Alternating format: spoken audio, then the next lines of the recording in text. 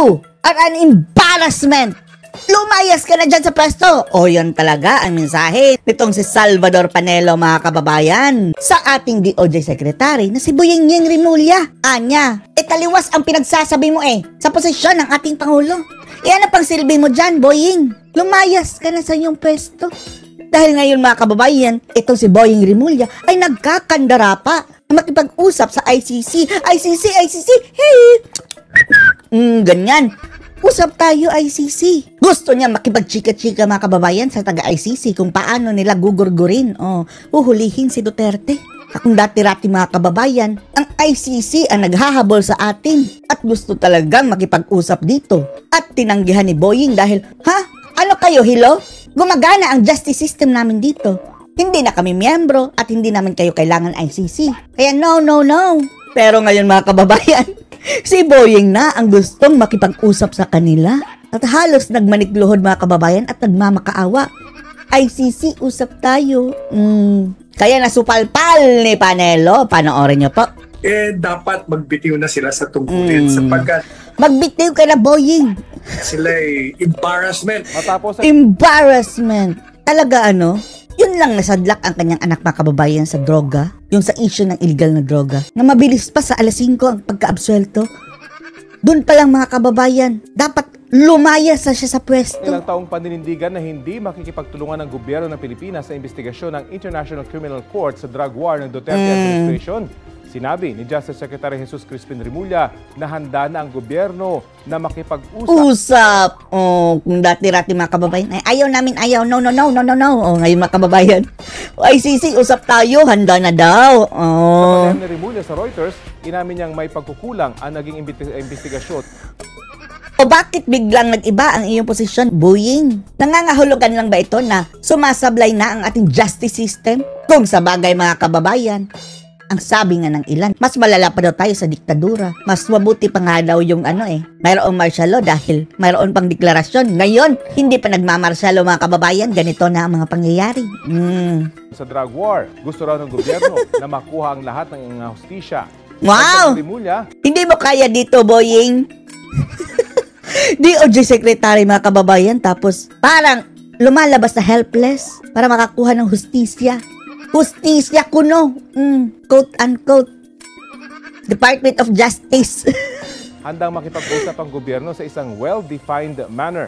Well-defined manner. Pero kailangan maging malinaw anya ang hangganan ng magkabilang panig. Ang hangganan dyan, Boying, is wala na jurisdiction ang ICC sa Pilipinas. So what for? Para ke? Pag-usap ka pa dyan sa ICC kung wala na silang jurisdiction. Wala pang komento ang ICC. Bugok! Si dating Pangulong Rodrigo Duterte at ang Malacanang kaugnay nito. Pero nitong Nobyembre, hinamon ni Duterte ang ICC na bilisan ang investigasyon nito laban sa drug war. Itong media, kumagat naman doon sa sinabi ni PRRD. You cannot read between the lines, media.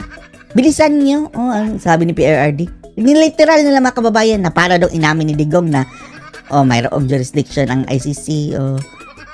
Sarcastic na pagkasabi yun media. Sa kabila nito, matagal na niyang ginigit na walang jurisdiction ng ICC sa Pilipinas matapos itong kumalas sa Rome Statute. Ang dating tagapagsalita ni Duterte na si Saba, nguyak-nguyak, mga kababayan, tingnan niyo sa Saba. Inalmahan ng mga sinabi ni Secretary Rimulya. Pagpapawalang visa raw ito sa sinabi dati ni Pangulong Bongbong Marcos. Sinabi na ni Budolman, mga kababayan, na walang jurisdiction ng ICC dahil unang-una, kung babalik tayo sa ICC, mga kababayan, malamang masasali siya dahil hindi po natitigil ang patayan, mga kababayan, yung EJK. Mas lumala pa nga ngayon, mga inosente ang namamatay. Na walang jurisdiction ng ICC sa bansa. Ito ay taliwas. Taliwas. Sa unang pahayag ng Presidente Marcos Jr. na ang ICC ay walang jurisdiction dito sa ating bansa. At yan ay matagal na nating paliwanag, maliwanag pa sa sikat ng araw. Batas na lumikha ng ICC ay hindi nakakita ng liwanag dahil hindi na publish sa official gazette. Tayo nag-withdraw na. Kaya wala na silang ka-jury jurisdiction. Sa tingin natin ito, mga kababayan, isa na naman ito sa mga taktika ni na bangag, mga kababayan. Yung kunwari in front of the people, ang bait, o ayoko, tapos behind our back, mayroon siyang pinapagapang mga kababayan na siyang gagawa ng mga kanyang kabalastugan, kagaya nito. Pero ultimately, sila ang nasa likod niyan. Sa atin. Kaya nung nagpayag si Presidente Duterte sinundan naman ni Pangulong Ferdinand Marcos Jr. na talagang walang jurisdiction. At paulit-ulit na nga sinabi yan, katunayan. Dapat tanungin ulit ito si Ngag mga kababayan ngayon. Anong posisyon mo na ngayon, Ngag? Mayroon bang nagbago? Na kalaban na kayo ng mga Duterte? Babalik na ba tayo sa ICC? Dahil kung babalik, dapat kang isali. Dahil hanggang ngayon, hindi natatapos ang EJK. Matindi yung mga pahayag niya na hindi tayo magko-coopera sa anumang shape or form sa ICC. At paulit-ulit yan. Kaya sabi ko, sa aking pahayag kahapon, itong DOJ Secretary ay kinukontra niya ang presidente ng bansa. At ang mga miyembro ng kabinete na hindi komportable o sila ay sumusuway o kinukontra nila ang mga pahayag ng kanilang presidente. Ganyan talaga mga kababayan kapag weak leader. Ang iyong mga tauhan, kanya-kanyang mga diskarte. Dapat magbitiw na sila sa tungkulin. Lumayas ka, yinging, buinging. Sila ay embarrassment. Pangulong Marcos. Kahihiyan. At kahihiyan na kayo ng Da Junior, pero may kahihiyan pa ba ang Da Junior na yan mga kababayan? Hindi na natatabla ng hiya Nakadagdag lamang sila ng pagbagsak ng kanyang popular and trust rating sa buti bansa. nga. Nakita naman natin talagang sunod-sunod ang pagbagsak ng kanyang approval rating. Tapos hinihila pa yan ng mga kababayan, survey firm. Meron pa mga focus dyan, mekos-mekos. Ating mga kababayan.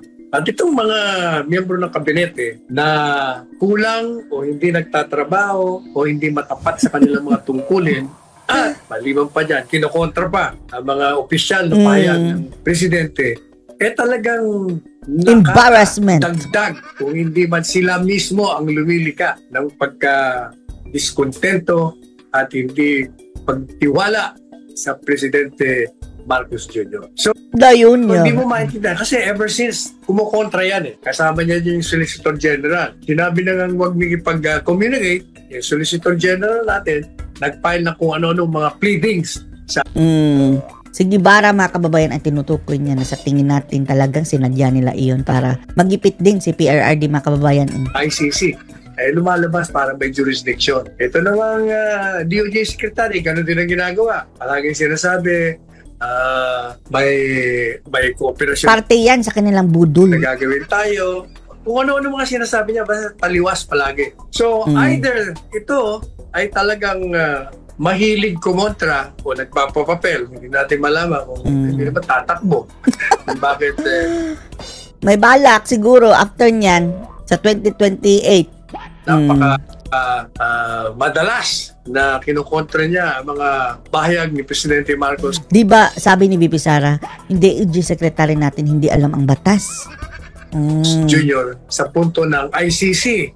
Either that or ito yung pangalawa. Maaaring ginagamit siya ng administrasyon.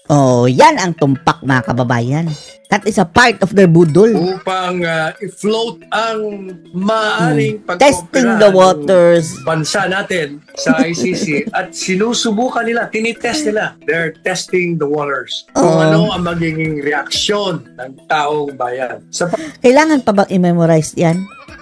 Sige, kantihin nyo ang mga Duterte para magkaalaman, ma-shortcut yung inyong mga termino. Bakit yan sa ICC, alam naman natin, ang target niyan ay si Presidente Duterte. Wala nang iba. Gusto nilang muling bumalik sa eksena itong, si Pato Binsuda mga kababayan.